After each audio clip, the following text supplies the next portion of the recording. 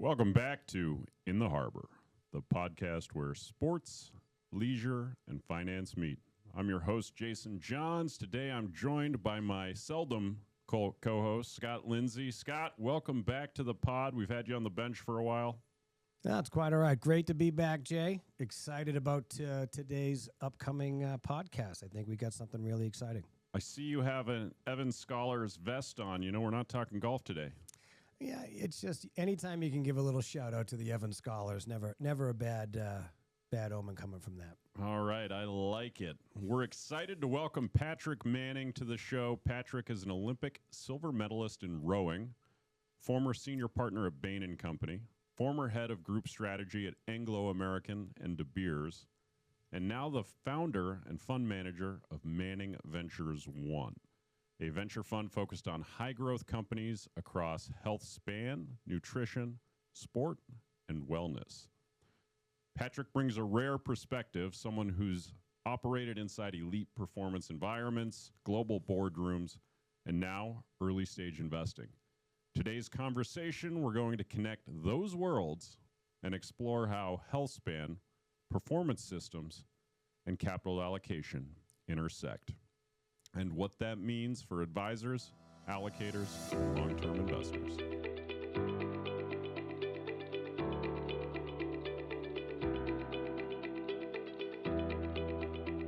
Patrick, welcome to In the Harbor. It's great to have you. Hi, Jason, and oops, sorry.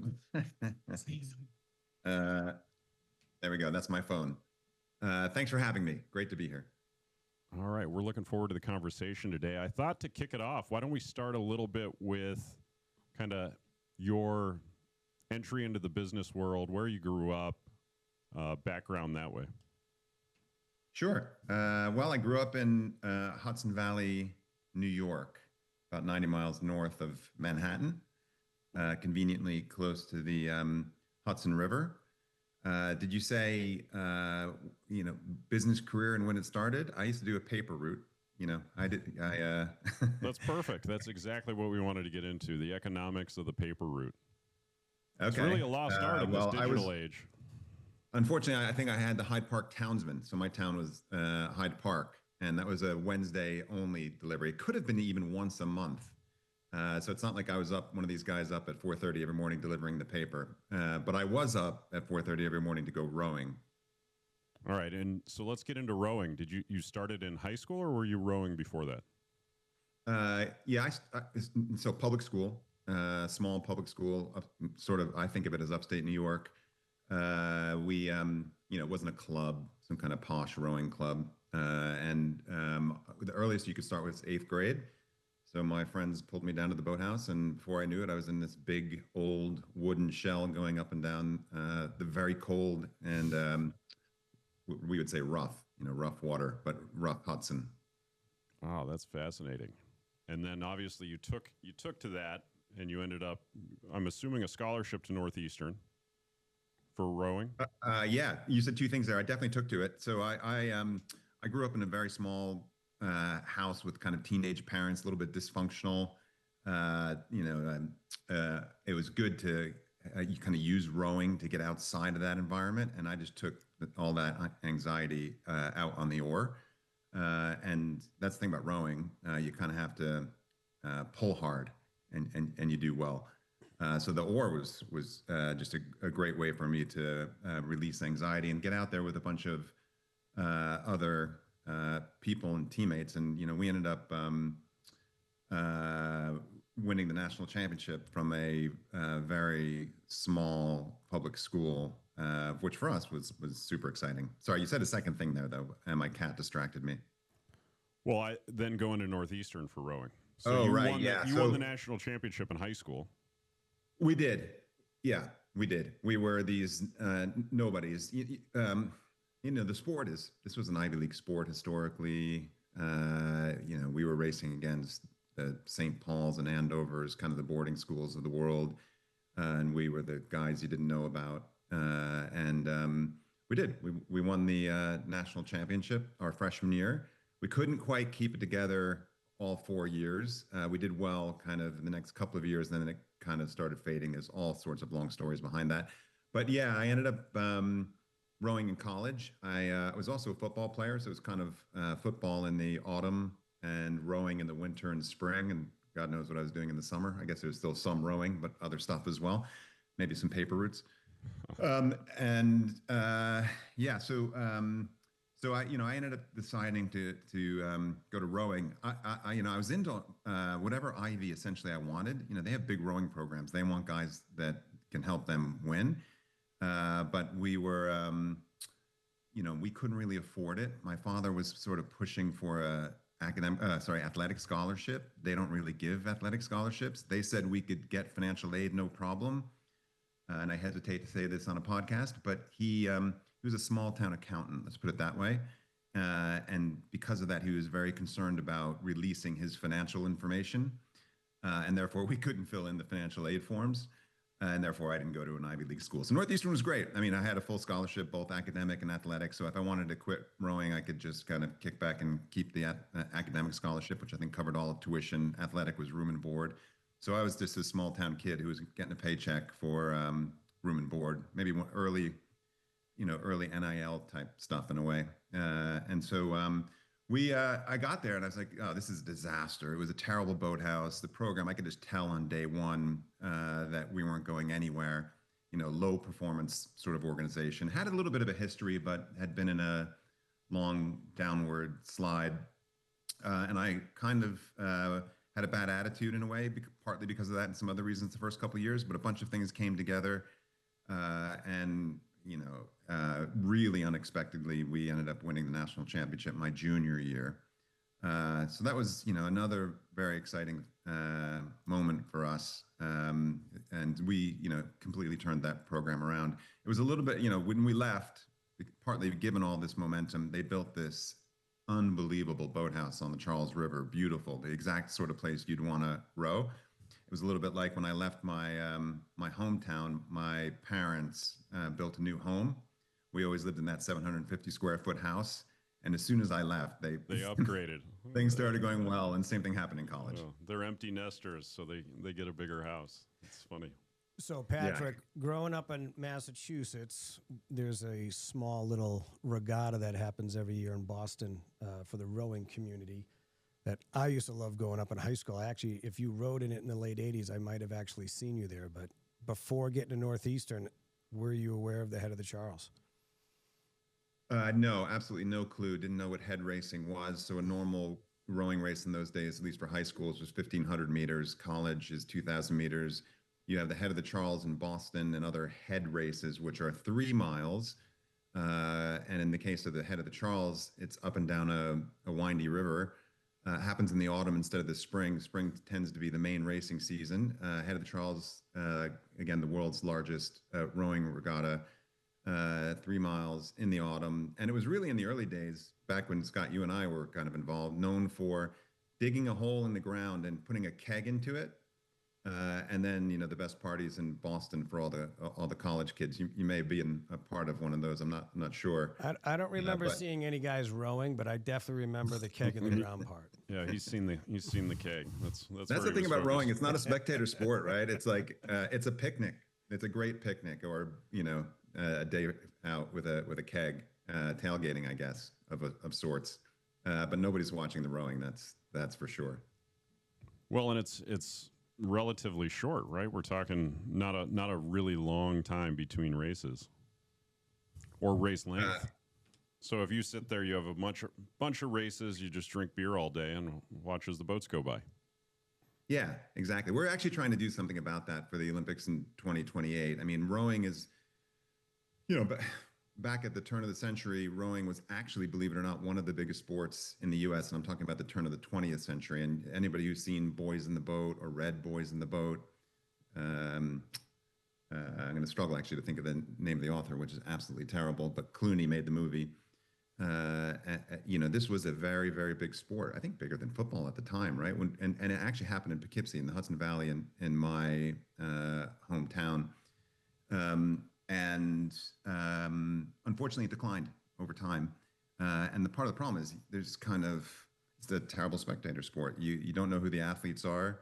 There's no stars. Sports tend to be great when there's a watchable anyway. When there's a backstory and a star, so we're working on that for the Olympics in LA.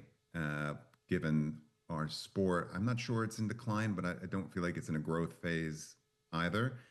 So what can we do to kind of tell more stories that are exciting for the sport? Yeah, I think I'm not sure that answered your question, by the way, but no, it's on topic. I mean, I think Boys in the Boat probably drive more awareness to it. One of the challenges is probably having a body of water that you can use. So you think about widespread schools adopting rowing teams from a high school perspective, and where do they go? yeah, it's an expensive sport. A rowing shell, I don't even know anymore. A rowing shell, does it cost 50K? Is it 80K? And like a really good one. And there's a sort of secondary market, but you need rowing shells, not shell. You need somewhere to put those. The oars are expensive. It's amazing that we even did this back in the late 70s, I guess, and well, more the early 80s. But you have to get people down to the river at a certain time in the morning, usually every day, and these days, I think that's incredibly hard. It's a hard sport to get going at the sort of grassroots level. Right, that makes sense. Well, let's move on to the Olympics. So you were in the '92 Olympics, won silver. Yeah. That was in Barcelona. Notable Olympics.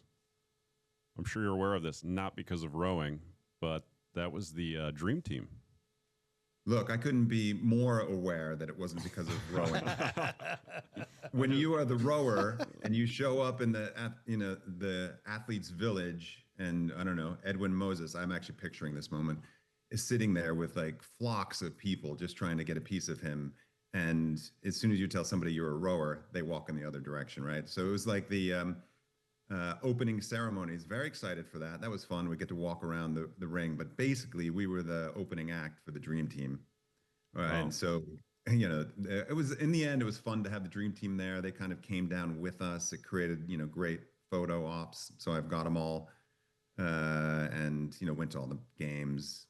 You can even find me in the stands during Redeem Team. If you really wanted to find where's Wally, I'm in there somewhere. Oh, that's funny. When did the rowing events take place? After you medaled, was there a lot of Olympics left, or was it towards the end? Yeah, no, it was perfect. We were actually on what was called Lake Banyoles. I think we were maybe an hour and a half north. We had a satellite village. I think the Olympics maybe are 2.5 weeks, something like that. And our competition was thankfully in the first week.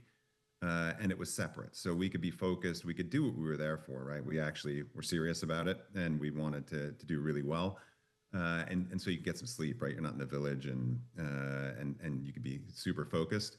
But then you had, 10 to 12 days just to go back to the village. So we moved back to the main village in Barcelona.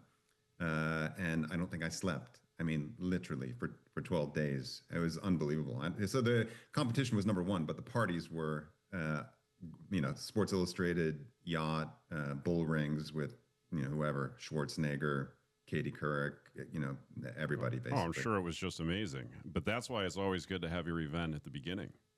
And then you have no stress. You can just enjoy yourself.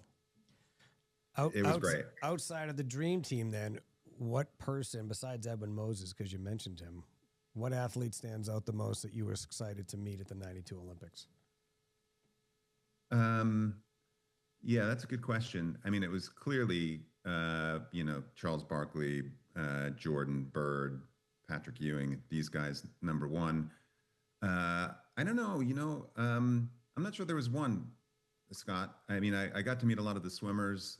Back then, there was some relatively famous volleyball players. It was actually the people in the stands. It was really cool. So I was at the finals maybe it was the semifinals even, of the Dream Team match. And I have photos of me at, 25 sitting next to Spike Lee, Evander Holyfield with Dr. J in the seat behind me. I mean, you could get any seats, talk about upgrading seats, and it's one of my investments, but for premium, with the real way to do that is just wear an Olympic jacket and have the badge and act like you belong there, and you can just kind of move up into the front row. So it was fun. It was fun. Well, that's great, and then having won a medal too, you're like royalty, regardless of what event it was in. You won the U.S. one of the big medal counts, and we know the competition between countries. So, yeah, I mean that was fun. I mean, honestly, we were extraordinarily annoyed, and I know nobody likes to hear that. I mean, we were happy and proud of everything we had done and to win the medal, but we unfortunately beat those guys. The Aussies beat us. They were called the Awesome Foursome, kind of generational sort of crew. They looked the part, they acted the part. I mean, they were very good, and they were what we were calling horizoning people over the last kind of 2 or 3 years. That means winning by a lot. And we kind of came onto the scene the year before, and we were silver medal at the World Championships. But we did a few things and got better, and we beat them maybe 3 weeks, I don't know, 3 or 4 weeks before the Olympics. Bad move. We shouldn't have revealed that. So they made some changes, and they got us. So, something that was interesting, you talked about Northeastern and what the program was like when you got there, but there was another guy on your boat who was also from Northeastern, correct? Yeah. And I mean, something special happened when I was at Northeastern, and our coach gets most of the credit for that. He was an ex-tight end at Columbia. I think they won the Ivy League championship back then. And he was actually pretty much a genius when it comes to technique. And I'm a big technician, partly because I'm not the biggest guy in the boat. So you have to rely on other things. And he, we just rode better than anybody else. And it makes a big difference in the sport. And I think because we rode so well, you were going to have more people coming out of the program. But we also had it's just something happened where we got lucky and a bunch of good athletes came together at the same time. And so it was nice to be in a small boat with actually the year before 3 guys from that 88 college crew rowing together. We basically had us 3 and the strongest guy in the country in the sport of rowing in the seat. I was the 4 seat or the stroke seat. So the other guy, kind of the quarterback of the crew, and then the other guys followed me. Our real secret sauce was not the Northeastern guy, but this, sort of incredibly strong kind of engine of a guy who had been in the Olympics in '88, and he also won a silver then. So it was great to have him, and we kind of just surrounded him with 3 highly technical. He wasn't the most technical. I mean, he really had good what we call feel, but he maybe wasn't, quite as technical as us. So we kind of surrounded him with us, and it kind of worked out. Unfortunately, the third Northeastern guy hurt his back, and which is a challenge often in the sport. And he wasn't around for '92. We put a Princeton guy in instead. All right. Well, that's interesting because you think it's a team sport, so you got to find kind of everyone's strengths and weaknesses, and it sounds like you guys put together a great team. Obviously, you won silver. It was great. I mean, yeah. My one regret, perhaps, is that I didn't do it again. You really shouldn't sort of look back and think about how you would have done it differently, but maybe it could have been a plan to do it again. I mean, there's a whole 10,000 hours thing here. And to win a gold, you typically have to be you don't have to be, but it's really helpful to be in your second Olympics. So I was a first-time Olympics guy, like I'm a first-time fund manager now. I was surrounded by 3 second-time Olympians, so maybe I was the problem. But I'm pretty sure if I stayed around for another 4 years, we'd have a pretty good go at, a gold. I mean, I'm happy with the silver, but a gold is what really everybody's trying to do. Right, of course. And I think they say that silver is the most frustrating medal to win. I don't want to touch on a sore spot, but the reason being is bronze. You're happy you medaled. You're thrilled. You're ecstatic. You got something, but you knew you're never going to win. Right. Now, the silver, worst place, the worst place is not second. The worst place is not second. Fourth. I was going to say fourth, just outside. That's a good point. That's a good point. So close, but not quite. Yeah. Maybe second is second is definitely disappointing in some ways. But you do look back at it all and you're fine. Right. And I think, you're still involved with rowing. So it's obviously been a lifelong passion. And we can talk about that a little bit, but let's get into your business career after rowing. So you went to Bain Company. Yeah, not directly. I, kind of 2 weeks after the Olympics was over, I started at Harvard Business School, which, in retrospect, I would have done very differently. I would have got a job for a couple of years rather than go straight into the fire. People had 3 or 4 years of experience from wherever, Goldman or industry or management consulting, and I jumped in there, and it was actually it was for me 50, 100 times more stressful than the Olympics. I found chilling out in a boat with my buddies and trying to go fast, super healthy and super relaxing.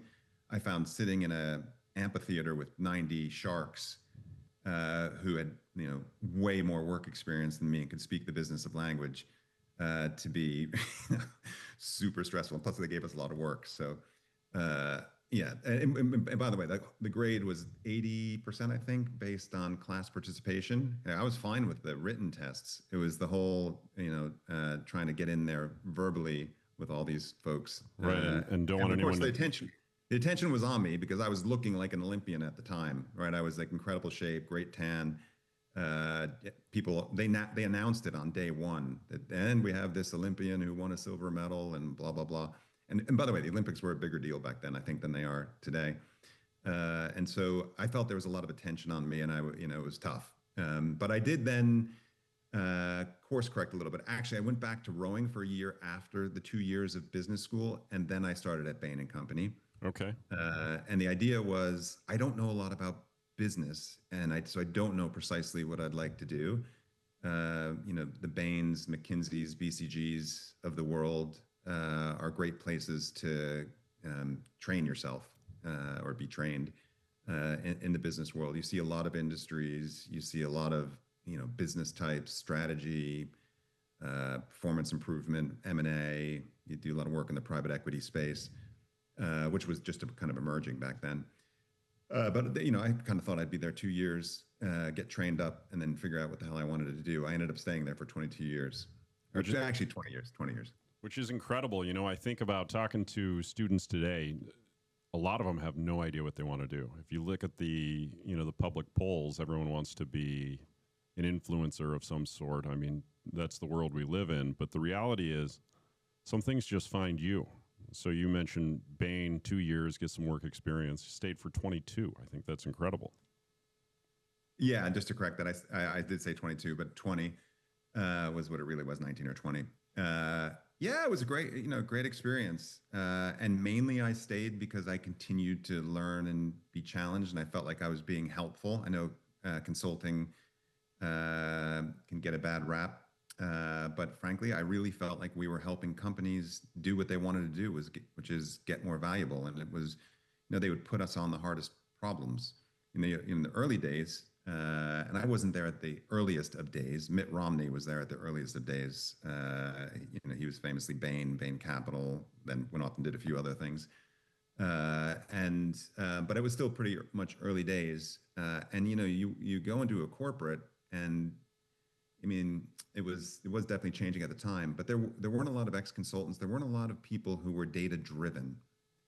It wasn't the most analytical. It was often gray hairs around the table, heavily leveraging, the very valuable experiences and, let's say, wisdom.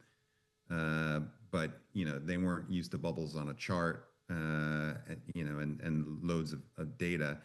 And we just got really good at, bringing insight via the, industry data, company data, et cetera. So for me, it was great. I was in that environment. I felt like we were valuable. I was learning a ton. And I actually transferred. I started in Boston. I was there for 18 months, and I transferred to London. I spent the rest of my Bain career in London, and got to, first of all, consulting was sort of more interesting, I would say, in Europe than the US, because we were a little less developed. So we were still in Europe, you'd still be doing more generalist, strategic type stuff with the CEO rather than 1 or 2 levels down, whereas things had started to change in the US. Maybe we didn't have nearly as much access to the CEO in the boardroom. So we did in Europe, and Europe wasn't quite Europe yet, right? So it was really fascinating. I traveled the world a little bit with rowing, but not quite in the same way. And I got to work across, much of Europe, and just see the differences in consumers across countries, currencies, right? There was no single currency, at least in the when I first got there, maybe for the next 5 years or so. Regulations. I mean, there was a lot of complexity working across Europe and a lot of differences, and it was a fun place to do consulting. It was probably eye-opening. There was no European Union then. So just the fact that, growing up in quasi-upstate New York, like think of how many places you could drive to in a reasonable time, and then think of traveling between a lot of these European countries for work, and how quickly you could traverse multiple countries. Yeah, and get into a completely different universe, right? If I'm going from Poughkeepsie to Rochester, the differences in people and everything else aren't so stark. But if you're getting on the Eurostar, just going from London to Paris, you're in a completely different world in 2 hours. And so, yeah, it was fascinating for a small town guy like me. My wife and we kind of went to Europe to just stop being so all American. People would just see us a little bit as the all-American type. I mean, that may or may not have been true, but you go to the Olympics and people assume you're Bruce Jenner in the early days, cover of the box of Wheaties. Right, of course. Anyway, it was good. So it's good. It actually is good to live there for a long time, and then you're able to look at the U.S. with a different lens, which can be interesting. No, I think it definitely changes your perspective, and that's why all colleges, I think, should have mandatory study abroad. Yeah. Kind of get out of your bubble, get out of your comfort zone. Where in London was your office, Patrick? Yeah, we originally, when I got there, were in Marble Arch. Do you know it well, Scott? Well enough. We had a satellite office when I was at UBS in Canary Wharf that I would spend some time at. Okay, yeah, the financial types get out there. We weren't allowed in that club. We weren't close to the city or Canary Wharf, but we then moved later to the Strand, which is close to Charing Cross Station, which you probably know, close to Trafalgar Square. London was definitely for a kid from Boston. The first time I showed up in London, I remember calling my dad and telling him I know why all the roads in Boston are messed up. The British laid them up because London is the only other place where I see these left-hand turns that go nowhere. But what a fabulous city to spend some time in. I think I failed the driver's test 3 or 4 times over there. A lot of rules. You need to learn how to drive around a roundabout, right? And I'm in Santa the other, and the other side of the road. So. And the other side of the car. Yeah, the bigger issue. You're right. So you get used to it amazingly quickly, though. Well, I mean, roundabouts took a while, but now they've fully entrenched the U.S. So it's kind of chaos here in Santa Monica. Nobody knows how to go around a roundabout, unless the rules are just different, and I'm causing the problems. Well, I mean, California is always a problem child. Yeah, it can be. So let's think about, you left Bain, but Bain gave you an opportunity. You worked across industries, multiple companies. So it kind of, did it help lead you or guide you into an industry you wanted to be more firmly entrenched in? Well, Jason, the truth is I stayed at Bain much longer than I would have. Kind of halfway through my career, I overcooked things to such a ridiculously dramatic extent that I fell over. And I won't go into the gruesome details, but I tend to want things so bad that that tends to work. If you outwork somebody, usually it'll go your way. It's not always a long-term strategy. And I can face burnout once in a while. I mean, I've kind of learned how to manage that better. I basically went into Bain approaching it kind of the way I approached the Olympics, just more volume. The problem was somebody was helping us recover back then and not do stupid things, and I just wrote off recovery and thought it wasn't important. And so I stayed a lot longer than I would have, but also, frankly, I liked it. And it was great. I mean, super helpful, yes, in thinking through what wants to do from an industry perspective, I think, more than anything else, and problem type. And also, really what I think we do is we get out there and we try things and we know what we don't want to do as much. I frankly moved on because My son was getting really serious in the sport of soccer, and I mean, there's a lot of driving in that sport, and so you need a soccer mom. And my wife had her own business and was, isn't really, she'd admitted it herself, the soccer mom type. In many ways, she is, but didn't really want to do the driving around the UK on the left-hand side of the road. Do they make minivans in the UK? All right. Well, I'll admit I was driving a Range Rover. All right. That's appropriate. It's that or the estate car. Yeah. Are the options. So I basically did a Bain inside at Anglo American, and not to, I hope I'm not jumping forward here. No, you're good. Anglo American, I think that's, and then we can get into Manning Ventures, but I'd like to hear about that because it's a dedicated industry, right? You went into mining. Yeah.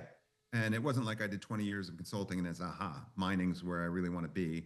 I was a consumer and retail sort of person for the first half of my career. I started working with De Beers around the .com era. We were thinking, can we do a De Beers.com, thinking with them, which, everybody was looking to do something like that and then IPO or somehow exit to huge multiples.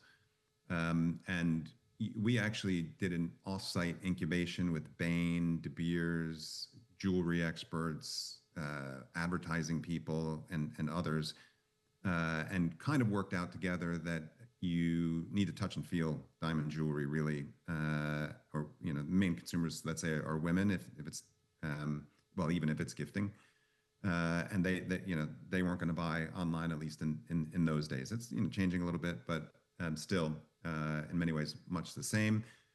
Anyway, we decided to build a business that was not just clicks, but also bricks, and incubated that business. Lots happened after we stopped being involved, and it's only been a mediocre success, I'd say. But in any case, I went to work on De Beers, mainly thinking of it as a luxury retailer or luxury goods business. Turns out it's a miner. Hadn't realized that. But mining is an important and fascinating business. And frankly, I'm attracted to interesting problems. I don't get too emotional about precisely what industry it's in. I mean, it's not like I love being on the coalface and working that through, but frankly, I've been on the coalface, not doing the work, but it's actually fascinating. And you can be really super analytical about it. And so partly given what happened with De Beers and a move within that space towards mining, I did some additional mining work at Bain and built up some expertise. Anglo American, given De Beers was essentially a client, and they were looking for a new group head of strategy. They had a new CEO. Anglo's a FTSE 10 company, maybe it was 40, 50 billion, which sounds, almost tiny versus a NVIDIA these days or whomever. Right, but that was, those were big established companies then. I mean, it wasn't the $5 trillion valuations we're seeing of late, but a lot of that came through after COVID. The mining firms are big, historic in many ways. They're global, they're complex, they're super important. We do need copper to do lots of the things we're trying to do with AI or anything that's powered by electricity, including EVs. And there's other really important metals, as we know. Everybody's talking about rare earth, et cetera. But super fascinating, super interesting industry. And look, it cranks out cash flow. So in many ways, it's very different with the sort of businesses that are dominating the U.S. and the world's landscape these days, which often don't generate much cash flow. I'm thinking kind of Tesla, but have huge, enormous multiples. Mining is exactly the opposite, right? It's an amazing cash business. You're mining gold every day, and that produces lots of cash flow. It doesn't produce great multiples because these are declining assets. So mines, there's a big resource body, so it grows for a bit, but eventually it declines. And so you won't get those huge multiples. But you know what your goods are priced at as soon as they come out of the earth. So but you are held hostage to the cycle. So what China's doing may create a super cycle, or they may switch off for a bit and may do the opposite. So when I first got to Anglo, we had some challenges big challenges ourselves. And in the previous super cycle driven by China growth, maybe you get a little bit less disciplined. Maybe you pay enormous sums for a mine in Brazil sold by a very entrepreneurial type that that you had some junior guy go do the diligence on, and you hadn't really thought it through, but it didn't seem to matter because prices were so high. But it's supply and demand, right? The stuff is like old school boom and bust, pure free market capitalism. And 2 years later, the price, depending on the commodity, goes from 30 to 5 or something. And so it's probably hard to think of an industry that's more core to the American experience than mining when you think of the whole manifest destiny and move westward. Yeah, it's certainly driven, helped drive. I mean, it's not quite oil and gas. I'm busy watching Landman, but not far away, and historically, huge, enormous, and really important to geopolitics. I mean, we don't dominate mining, that's for sure.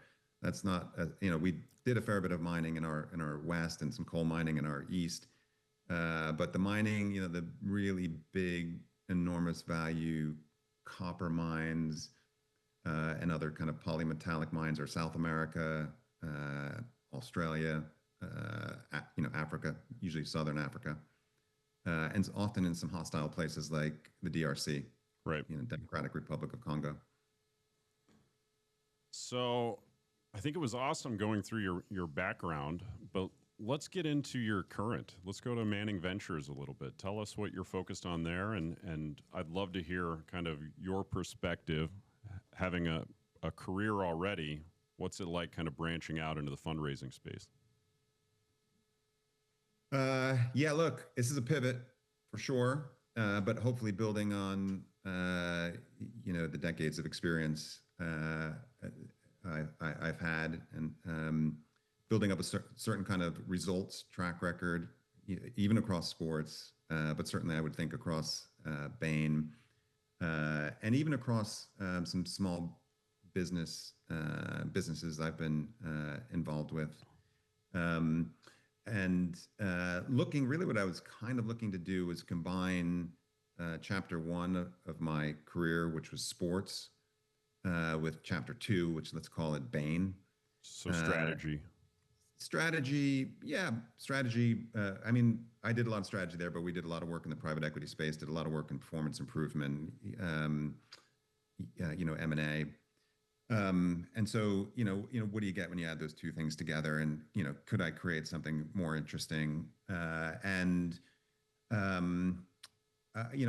had just kind of seen through a couple of things I was involved with, the opportunity in what I would call the health span space. A lot of people are calling it the longevity space. I don't love longevity because, look, we do want to live longer, but you also want to thrive. So the concept of health span is how do you live an extra 10, 15 years, but ensure you're not hooked up to a machine. You want to enjoy those years. It's a space I got excited about. The way I think of it is the way I'd argue a high performance athlete might think about it and had been thinking about it before consumers started catching up, which is, how do you get more healthy? You think a lot about what you're going to eat. You actually train, maybe you train a lot, but you also train intelligently.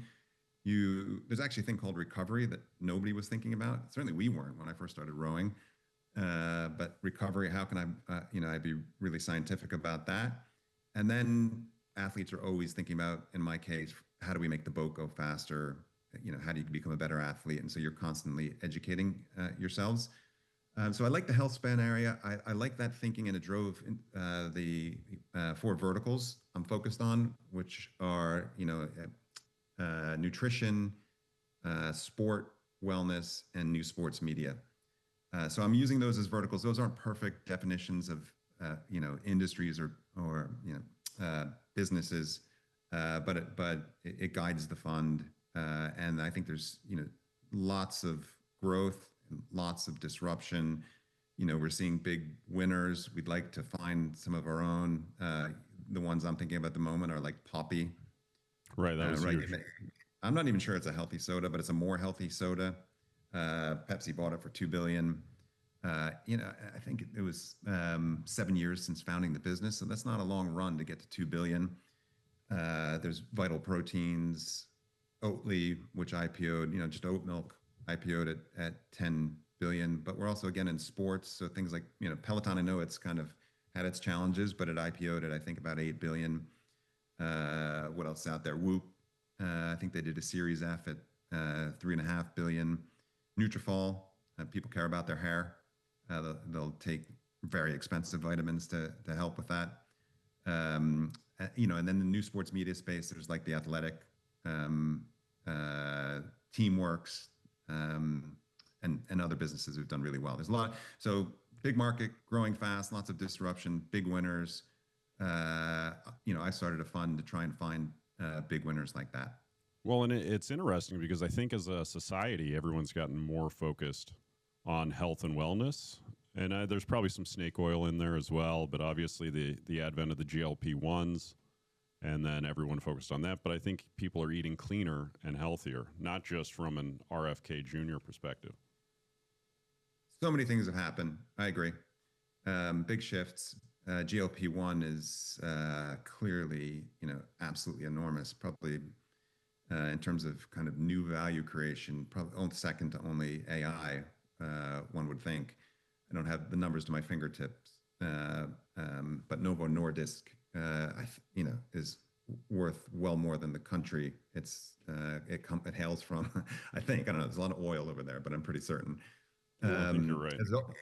Well, no, yeah. The wellness industry isn't new. It's certainly been around for a while, and one of the challenges that I've seen, and I'm curious to get your take on it, is not just from the consumers, but from the marketing aspect. Like, what are the misconceptions that are being pushed out there that you are running up against as people are viewing things that are deemed that they are healthier and they're clearly not, right? And they're getting grouped into that space of health and wellness. Are you coming across that? For sure. There's a lot of complexity still. And, just the whole area of supplementation. I mean, that's partly started getting interesting when I was seeing billionaires carrying plastic baggies full of all sorts of, literally 50 to 100 pills in their front jeans pocket. I'm thinking of the person at the moment. Or if you see somebody's kitchen counter, they have an enormous number of bottles sometimes, or, whatever we call these jars of pills. And, that's complex. How do you know what to take? And I mean, and we'll probably come to it. I'm involved in one of the ventures that I've invested in relatively heavily, and we're incubating it. We have a PhD from Oxford in chemistry. He's actually a BA, MA, and what they call DPhil, which is a PhD. Brilliant guy, British, and we have a lab. And so we often put things under the microscope and other kit we've got to kind of see what's really in there. I mean, it's the wild, wild west out there. There's a lot of items. I'm thinking of liposomes at the moment. I know we're going to probably come to that. Supplements, which frankly don't work for various reasons. Well, you may not even be able to that's what I was thinking about when you talked about all the pill bottles or all the vitamin bottles or the pocket full of vitamins. What's the real efficacy? And is there a placebo effect going on when you're taking these vitamins? Because I doubt all of them are getting into your system. Yeah. And even if they do, and even if they're effective, did you even need it? So why not just go out and get the data, get the panels? And the opportunity to do that is becoming more widespread and more affordable. Get a nutrition panel of sorts and see what you're lacking in, if anything. Maybe you don't even need it. And so there's that, and there is the placebo effect. I think people are energized, somehow completely convinced these things are having impact. My doctor here in Michigan says I'm lacking vitamin D, but looking at the gray sky outside, I think everyone is. Well, I can send you some liposomal honey, Manuka honey from New Zealand, which we fortified with vitamin C and D, more with D. and we'll have you sorted in no time, even though you're sort of sitting underneath the Michigan clouds. It's a big thing in the UK, right? It's an epidemic in the UK. I mean, I think the weather's changed a bit, but I mean, lots of clouds, lots of rain, lots of vitamin D shortages. And so, I think that's one area that supplementation really helps. Right. I might take you up on some of that honey. Okay, let me make a note. Honey. Manuka honey. What was the name of it? Manuka honey. Manuka honey. And this is a business called Hanuka, and a business I'm invested in. This one I talked about a minute ago, BioUp Mimetic Technologies. We produce liposomes, which help amplify nutrients, really by making them more bioavailable, which partly means just getting it through your digestive system fully intact. Right, because the stomach acid could eat everything before it even gets to you. Exactly. So if we're encapsulating vitamin D within this honey that we'll send to you, it's much more likely the vitamin D, and we know we've tested in labs, we've done studies. You'll get for that, I don't know precisely what multiple, but if it was omega-3s, for instance, we only have a small uptake, which is 5 times, which is massive. And so I think it's going to be much more even for vitamin D. And so, interesting things going on in the space. We're involved in that one. So let's talk about liposomes. Yeah. All right. So what, in layman's terms, how would you explain it? Well, the way I get my head around it, and I'm not the biologist nor chemist here, so I'm kind of with you guys. And I do find when we're in meetings, our PhD really impresses, but then the investors look to me to kind of speak in language they may be able to understand better. But we amplify nutrients. That's what we do. If you think about it, that's incredibly powerful if we can actually do that, because you'll have much greater efficacy, probably. But for the producers, you might also be able to reduce costs because the important nutrients are much more expensive often than whatever filler you might have in there. So if we can just double the power of whatever nutrient you're using, we can half the amount you need to use. And so, I've kind of teamed up with Crispin E. Lee, this Oxford PhD in chemistry. He's been at this for a long time. He is kind of the father of liposomes. He's a real heavyweight. He was actually decades ago working with a guy called John Baldschweiler, who won the National Medal of Technology, I think. He was some kind of chief scientific officer in the Carter White House. He was a professor at Stanford and Caltech and Harvard. And together, they used liposomes to encapsulate certain cancer drugs, I think especially antimicrobial drugs. So they were playing in the pharma space and had done all the research that entails, and had a huge impact. Ultimately, sold this business way back in '99, this liposome business, it ended up with Gilead for about $500 million. In today's dollars, that's actually $1 billion. So it was a unicorn. So they, John kind of went his own way, although he's still on our board. And Crispin wanted to bring this to consumers. And it turns out what you can do for consumers, you can do for animals, and you can even often do for crops. So we've got this technology that in layman's terms really just encapsulates nutrients, tend to be fat-soluble nutrients, or other active agents. And we're called BioUp Mimetic Technologies because we mimic nature. So all natural. If we think about consumers, we encapsulate these nutrients that could be vitamin A, D, E, K, could be omegas, it could be CoQ10. You're going to start hearing about astaxanthin if you haven't heard about it already. And essentially, the way I think of it, the encapsulation protects the nutrient as it travels through the digestive system and avoids getting, destroyed by acids. And then it's kind of planted seamlessly in the intestines and delivered into, I think, the bloodstream. And I don't even really need to know the science. I see the results of the studies we've done, and so you get an 5x uptake of omega-3s, for instance. That's where we've done the most research. So we've got this great Caltech patented technology. We're trying to bring it to the consumer space. We're trying to bring it to the livestock space, and we're trying to bring it to crop science. And if we get it right, we can really solve some of the world's biggest problems in those spaces. Oh, that's fascinating. So that's if we're focused on the wellness aspect and the longevity. What about from sports science? Do you mean with the liposomes or sports? Well, other just things I'm in involved with? general, from the fund you're raising for, in particular, when you're looking at kind of your four verticals. Yeah. So in a way, all of this is sports science.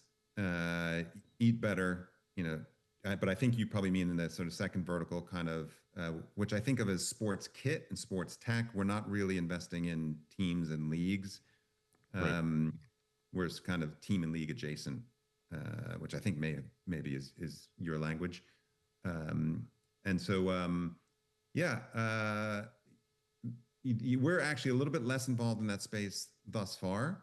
Thus far, we've invested in 6 companies, nutrition, 2 in the nutrition space, 2 in the wellness space, and 2 in the new sports media space. So I've seen a lot going on in the sports tech space, but it's a crowded market, and I think it's hard to find deals that are really unique. I don't like to traffic in opportunities that everybody else is seeing. Less easy, I think, to make returns on and what do we really bring that's going to be different. So far, I think almost everything, not everything we've invested in is more proprietary. BioUp, for instance, I mean, nothing's proprietary, but it's at least less well trafficked, and I think we've got unique insights on those. Yeah, I mean, there's a lot going on. I've just talked to a company that, I don't know about you guys, but I wear a Garmin, for instance, and I'm tracking sleep metrics. I always thought about quantity. I never really thought about quality. You see a lot of people have the Aura rings. Yes. That's been popular. And then I've seen constant glucose monitors on people without diabetes.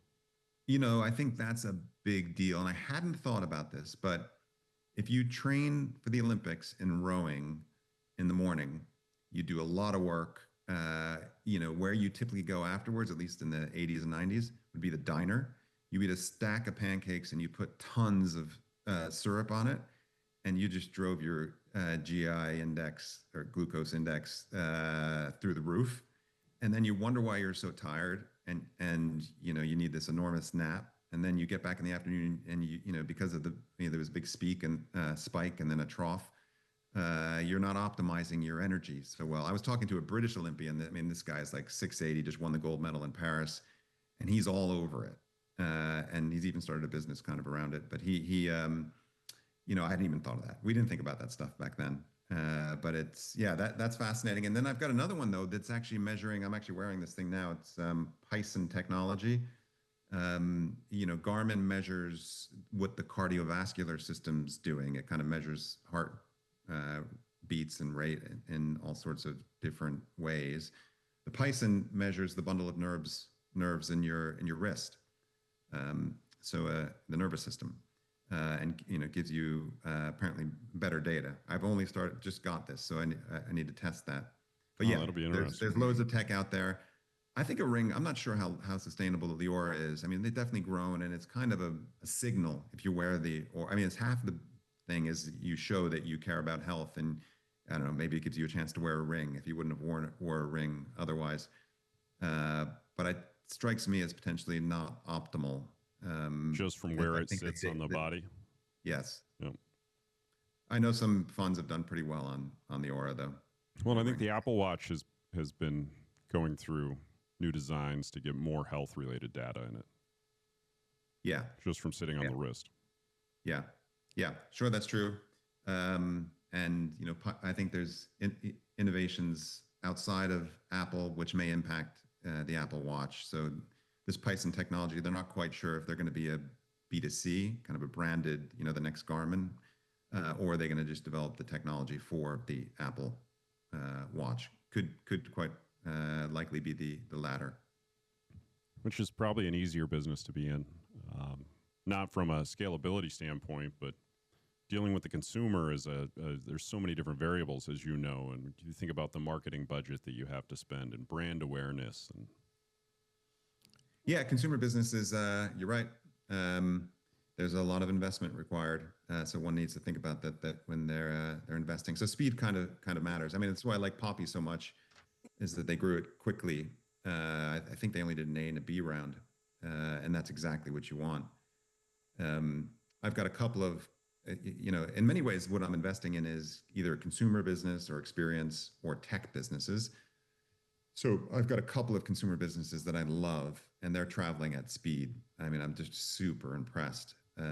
We've got one called Algae Cooking Club, which develop cooking oils and then adjacent products around those oils.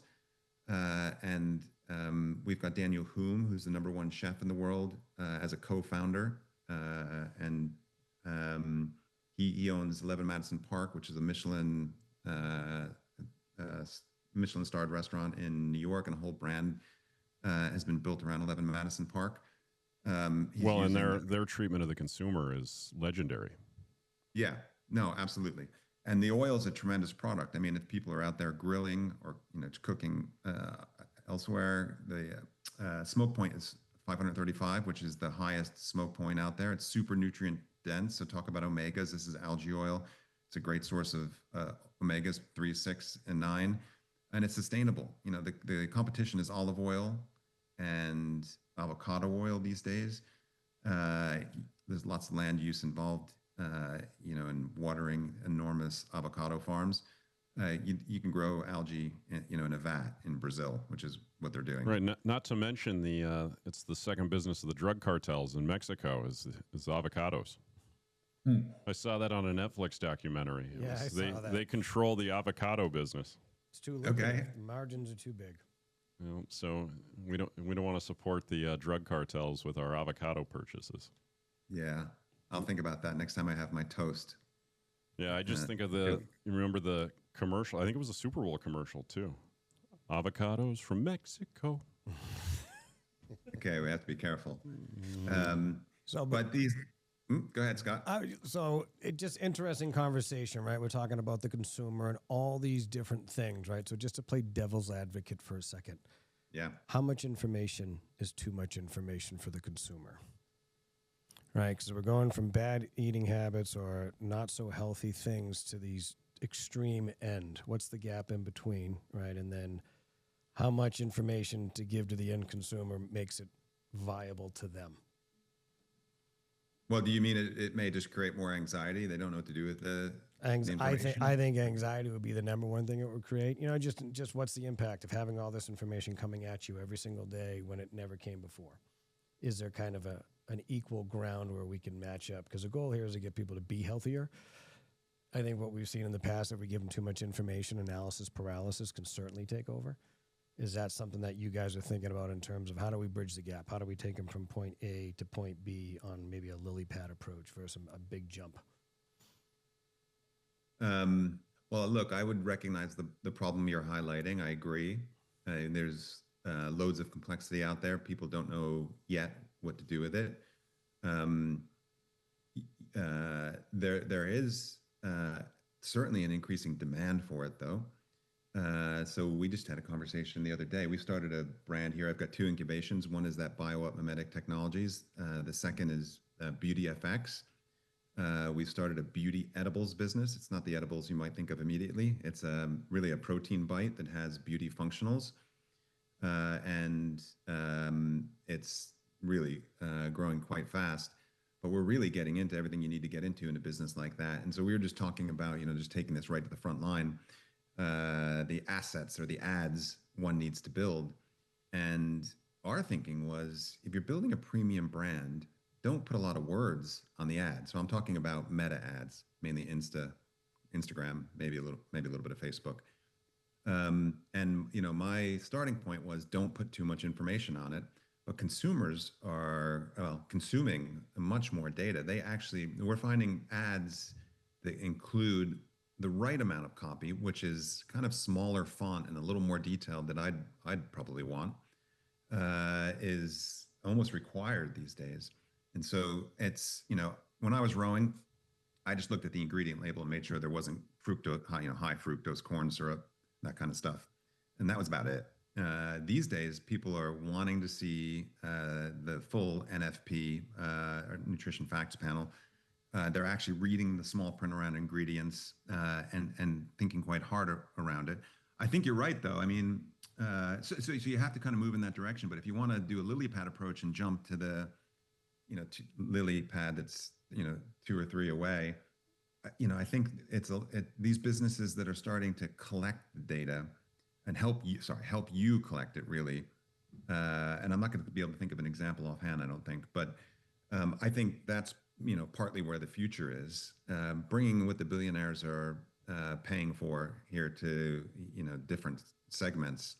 I mean, these guys are living in longevity clinics, and just getting every piece of data they can, across different categories, and then making more informed choices.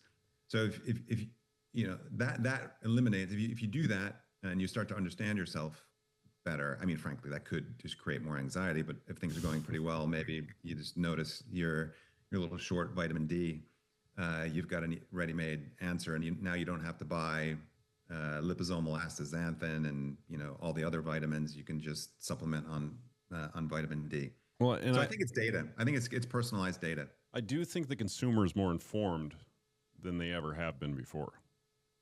Just looking at the trends out there between, peptides are all the rage right now, but there is a big focus even in, going against seed oils.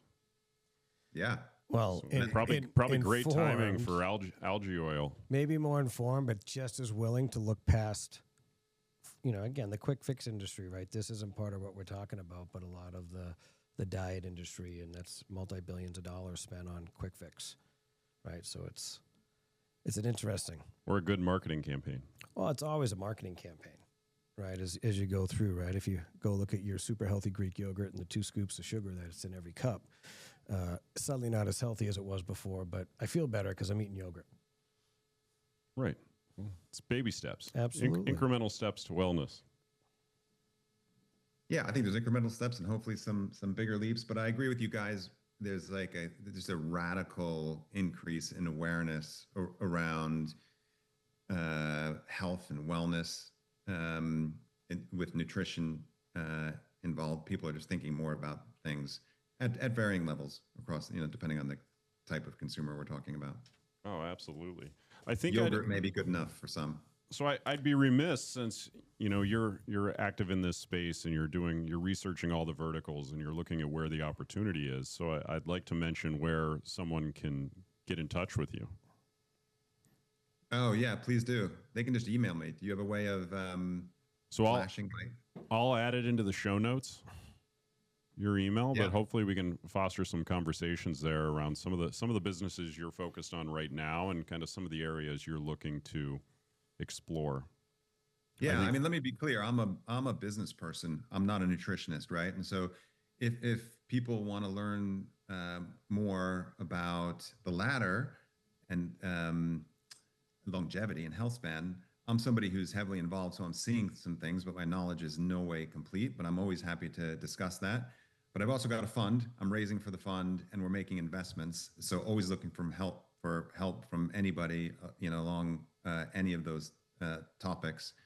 It's fun. I think it's a fun thing to be involved in. We're finding people want to make money, right? And so they invest in the right investments, but they also want to participate. And that's one of the fun things about just pure sports investing, which I may do at some point. And I kind of plan to do separate SPVs alongside the fund over time. First, let's get the fund running, then we'll do the SPVs. But there's a participatory event here. If you get a group of people who are interested in the space, they don't have complete knowledge. I mean, it's pretty complex, as we said, but they have some insight. Let's get the group together. Let's leverage the insight and make the right investments. And let's see what else we can do as a little club. That's kind of what I'm trying to start here. No, I think that makes a lot of sense. And you get impassioned investors breed kind of passion for the business itself and then help generate success. Yeah, 100%, 100%. So please feel free to drop my email address in there. I'd love to chat with anyone. I'll have that on the notes, and that is Patrick F. Manning Jr. at gmail.com. So, the way we've ended a lot of our conversations is with some rapid fire questions. So I know we've taken a lot of time, but let's see how you handle our rapid fire. Scott, you want to kick it off? I think this is a layup of an answer, but we're going to ask it anyways. Hard or grind? Olympic training for a silver medal or fundraising for your first run? Anything business is a harder grind than the Olympics. The Olympics was not a grind. There's no place I'd rather be than on a rowing machine for 2 hours straight, right? Not now, but back then. So as I mentioned earlier, business has a different set of stresses. So yeah, but fundraising hasn't been a huge grind though. I mean, neither one are a grind really, because I'm doing things I want to be doing. Well, I think there's the secret. Yeah, right? That's right. I need to do short answers here, don't I? Your passion. No, that was pretty good. But favorite body of water to compete on? Yeah, I would say it's not Lake Carnegie, which I think Jason. Yes. I find that's a little boring. That's outside of Princeton. I mean, it's pretty flat. I mean, you want a body of water that's flat, and it's nice that it's beautiful, so you have something to look at while you're rowing. The best is probably Lake Bled, which is in, I think, northern Slovenia. We had the World Championships there in #89. If you just do a quick Google search, you'll probably even recognize it. It's a tourist destination. I mean, the water's like glass. It's just kind of in the mountains, absolutely beautiful. The other one is Lake Lucerne, which is in Switzerland, close to the Alps as well. I've Famous been there. Rowing space. Have you? I have. I've walked out on the bridge. Yeah, exactly. The wooden bridge that crossed down, which I think it burned down a few years and I'm making a mistake here. Yeah, I think you're right. That did. Yeah. Okay. So yeah, exactly. That did burn down. And we were on the lake close to Lake Lucerne. We call it Lake Lucerne, but I'm not quite sure the exact name of it. It's in Lucerne. You have cows with cowbells alongside, in long grass with daisies, and you're rowing on this beautiful body of water. For head races, though, the Charles is the best. We've already talked about that. Well, right. I was going to say, I thought the Charles would have been on there. Well, the nice thing is I've memorized that, right? So I've been up and down it so many times that it's fun to race where you really know the course, especially if you have to make some turns. So, all right, another either or. I think Jason's lined me up with all the either or questions today. And again, I think I know the answer, but we're going to ask it anyways. Boardroom or the boat? Where did you learn more about leadership? Oh, well, I'm actually more curious than your answer than mine. But I'd say easily the boardroom. I mean, you learn a lot in rowing. And as you ask this question, if you do start thinking maybe I'm wrong here. But for the real world, you have to influence people, deal with politics. It's more complicated, and therefore you probably learn a bit more. I mean, rowing, you learn. Was that you thought I was going to answer? Yeah, I thought maybe the rowing, but now that I think about it too, it's everyone in the boat has the exact same goal. Yeah, the boat to me would be commitment, dedication, sacrifice. The boardroom would be where I would have leaned towards the leadership. Right. Yeah. So that makes sense. Yep, I agree with all of that.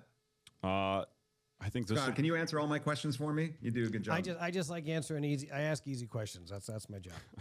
Well, you're good at it. One habit that's had the biggest impact on your own health span. Oh, honestly, I'm really big on sleep. A little Tom Brady-ish here. I definitely have a far better day had I got the right amount of sleep. And it turns out quality. So when I was rowing, I had this magic number. Now, remember, I don't do this anymore, but I was training a lot then. I mean, I do some training, but I needed 9 hours sleep. If I got the 9 hours, I noticed a big difference. What I've kind of now worked out, thanks to my Garmin, is that quality of sleep matters. So if you kind of have to measure your deep sleep, your REM sleep, and so duration is still important, but not quite as important as I had thought previously, and HRV. And so monitoring these metrics, I find very helpful. And once you start tracking something, you do change your behavior to try to influence it. Oh, definitely. All right, last question, not on Jason's list. I'm going to go a little rogue here, and All right, do it. we'll have some fun with this, Patrick, because this involves a mutual friend of ours. Would Tim Lenhard been the difference if he could have lost 10 more pounds to be your coxswain in 1992? Sadly not. I think in that 88 crew, well, here's why. I was rowing a coxless 4.